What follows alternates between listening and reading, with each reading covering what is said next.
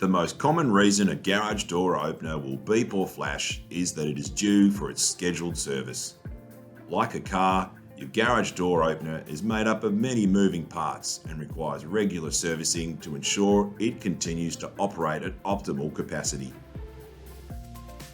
Servicing and repairs should only be provided by a trained garage door professional.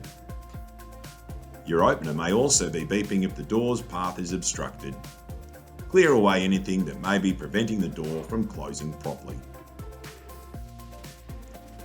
If you have safety beams installed, clear away any dirt, debris or obstructions that might be blocking the beam's path. You should also check the safety beam's battery is not running low. If you have auto lock installed, check that it is correctly disengaged and the battery is not running low. If the auto lock is not correctly disengaged, call B&D to arrange a service. Finally, check if the garage door opener has overloaded or stalled. The opener will flash 9 times if this is the case. If you suspect this has happened, call B&D to arrange a service.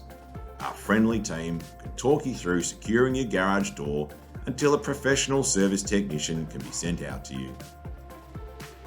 If your garage door opener is still beeping or flashing, call us on 13 62 63 or visit bnd.com.au.